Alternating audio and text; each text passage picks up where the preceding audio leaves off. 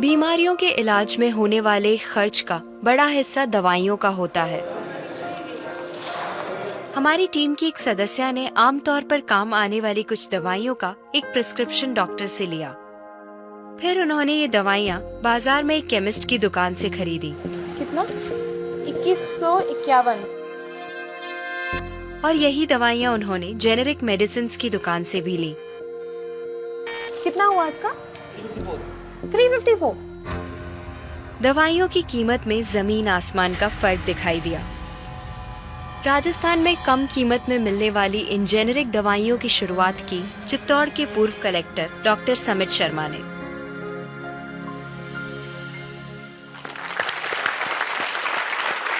Doctor समित, मुझे बताइए कि ये कैसा मुमकिन है कि हमारी जो कॉरेस्पॉन्डेंट थी वो वही दवाइयाँ उन्होंने 2000 कीमत में उनको मिली एक दुकान में, और जो जेनेरिक मेडिसिन है उस दुकान में जब गई तो उनको कम में मिली, 300 में मिली। ये कैसे मुमकिन है? ठीक इसी समय प्रतिक्षण प्रतिपल एक ट्रेजेडी हमारे चारों ओर घट रही है। अर्थक्वेक की या कोई सुनामी की बात करें, उसमें जितने लोगों की जानें एक दिन में जाती हैं, उससे ज्यादा जानें प्रतिदिन इस ट्रेजेडी की वजह से जाती है। जी, वो क्या ट्रेजेडी है? वो ट्रेजेडी ये है साहब कि जो दवाइयों की जो वास्तविक कीमत है वो तो बहुत ही कम है, पर जो दवाइयाँ हम जब बाजार से खरीद के लाते हैं तो हमें वो 5 गुना, 10 गुना, 20 गुना, कई बार तो 50 गुना से भी ज्यादा दामों पे हम उसको खरीदते हैं।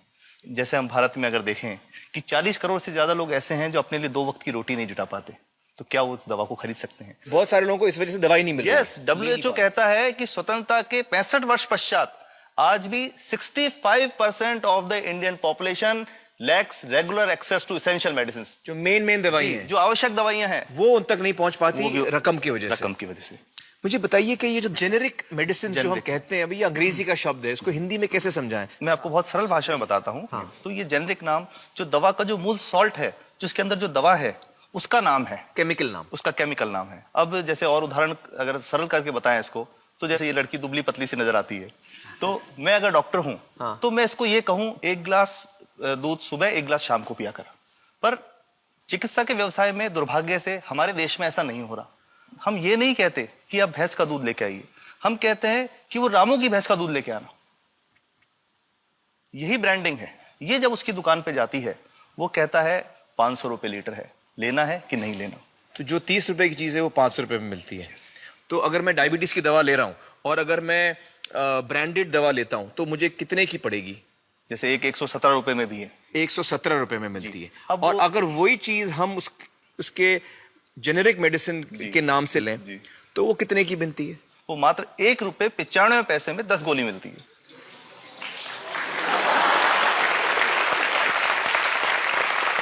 और दोनों गोलियों में कोई फर्क नहीं है किसी किस्म का? 100% समान, क्योंकि इसकी उत्पादन लागत ही इतनी है। उसका manufacturing, packaging, transport, retail margin, जो उसके मार्जिन जो हैं, जो हमारे ज्यादा वो सब मिला करके उतने की ही पड़ती है।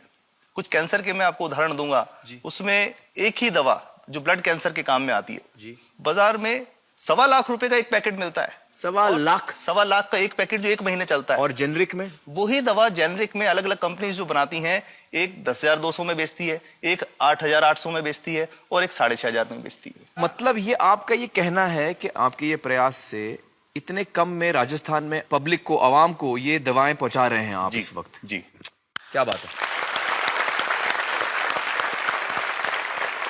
मेरा ये सवाल है कि डॉक्टर्स जो हैं वो हमारे पर्ची पर जेनेरिक नाम क्यों नहीं लिख के देते? क्यों लिखते हैं वो ब्रांडेड? जाने नहीं देंगे बाहर फिर? नहीं, सब जाने देंगे। जब एक नया मेडिकल प्रैक्टिशनर जब प्रैक्टिस शुरू करता है तो उसके पास जो कंपनी के जो मेडिकल रिप्रेजेंटेटिव्स होते हैं, सेल्स बढ़ाने का उनका काम होता है, मार्केटिंग प्रिंसिपल के हिसाब, सेल्स एजेंट होते हैं बेसिकली। फिर वो कहते हैं साहब आप हमारी जो दवा है यही लिखना, ये बहुत बेहतर दवा है, इससे मरीज ठीक होगा। और उनको डॉक्टर्स को लिखने के लिए उनको प्रेशराइज किया जाता है, उनको टेम्प्ट किया जाता है।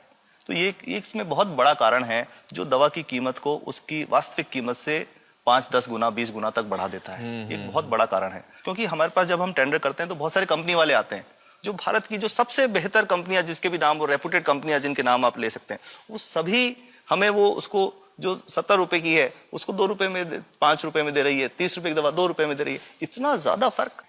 तो कंपनी तो दे सकती है और देना चाहती है और हमें देती भी है इतनी कम दामों में, हमें दे रही है ना, ये संभव तो है। अच्छा, मैं आपको बताऊंगा कि भारत से हम लगभग 45,000 करोड़ रुपए की जेनरिक दवाइयां प्रतिवर्ष विदेशों को निर्यात करते हैं।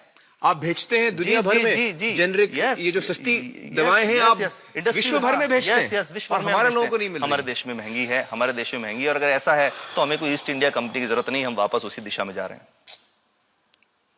आपने जब ये शुरू किया तो आपको कोई रेजिस्टेंस फेस करना पड़ा राजस्थान में? देखिए, जो प्रयास हम कर रहे हैं ये बेसिकली धारा के विपरीत बहने का एक प्रयास है जी। काफी थ्रेट्स भी हैं, क्योंकि इसमें माफियाज भी हैं, ड्रग माफियाज जो ऑपरेट करते हैं, और हम हमेशा ये बात कहते हैं कि हम 100 साल से भी पुरानी शोषण की व्यवस्था को बदलना चाहते हैं, पर हमने हमेशा डॉक्टर्स को दोषी नहीं माना जी। सारे डॉक्टर्स बुरे नहीं है, 50-60% तो जेन्युइनली वो चाहेंगे कि गरीबों को कम कीमत पे दवा मिल जाए, वो चाहेंगे। और आज भी ऐसे डॉक्टर्स हैं जो अपने घर से सैंपल्स ला करके अपने जेब से पैसे निकाल के मरीज का इलाज कराते हैं, ऐसे डॉक्टर्स आज भी हैं। बिल्कुल सही। तो मैं इनको एक उदाहरण भी बताता हूँ कि कैसे हमारे जो काम वाली थी उसका बच्चा था छोटा, इंसिडेंटली हम कुछ समय छुट्टी मनाने कोई बाहर गए, जब हम लौट के आए 10-12 दिन बाद, तो वो लक्ष्मी के साथ उसका छोटा जो बेटा था राजू, वो भी उसके साथ आता था जब, और मेरे बच्चों के साथ खेलता था, मेरे बेटे के साथ खेलता था। तो वो लक्ष्मी अकेली आई, राजू नहीं आया। तो हमने पूछा कि क्या हुआ, तो उसने जो बात बताई कि साहब वो उसको, आप गए थे, उल्टी दस्त हो गया था। उल्टी दस्त की बीमारी के लिए वो जब दवा लेने गई तो केमिस्ट ने उसको कहा कि इसके तो 400 रुपये लगेंगे। तो उसने कहा साहब मैंने खूब मांगा, मेरे पास 400 रुपये मुझे नहीं थे, और मेरा बच्चा रात को ही उसको दस्त आते रहे, वो खत्म हो गया। और मैं आपको ये कहना चाहता हूं कि वो जो दवा लिखी थी कि वास्तव कीमत 1.5-2 रुपए ही है, तो वो बच्चे की जान बच सकती थी। 65 वर्ष के बाद भी अगर कोई बच्चा उल्टी दस्त से मर जाए तो मैं नहीं समझता इससे शर्मनाक बात कोई हम लोगों के लिए हो सकती है। और सबसे बड़ी बात कि इसे आसानी से बदला जा सकता है। हमें सबको एक समन्वित, एक संगठित प्रयास करने की जरूरत है। ये तो कुछ भी नहीं है, कोई नई फैक्ट्री खोलनी नहीं, कोई नई दवा नहीं बनानी, ये सब जो गलत चल रहा है इसको रोकना ही तो है। तो दोस्तों, डॉक्टर समित की बातों से हमें यह पता चला है कि दवाइयों का जो कॉस्ट होता है, जो उनको बनाने का खर्च होता है, वो बहुत ही कम होता है, और हमें इन कम दामों में ये दवाइयां मिल सकती हैं अगर हमारी राज्य सरकार जेनेरिक मेडिसिन की दुकानें खोले, जैसे राजस्थान सरकार ने किया है, और जिसके लिए हम उन्हें सलाम करते हैं। एक बात और, अगर आप एक एनजीओ हैं और आप जेनेरिक मेडिसिन की दुकान खोलना चाहते हैं तो department of chemicals and fertilisers आपको 50,000 रुपए की ग्रांट भी देता है। डॉक्टर समित, आपने बहुत ही बेहतरीन काम किया है और इस बहुत ही अहम मुद्दे पर रोशनी डालकर हमारी आंखें खोल दी हैं, और हमारी दुआ यह है कि जो काम आपने राजस्थान में शुरू किया है वो हर राज्य में फैले, देश के कोने कोने में फैले। बहुत बहुत शुक्रिया हमारे साथ बातचीत करने का doctor Samit, thank you so much.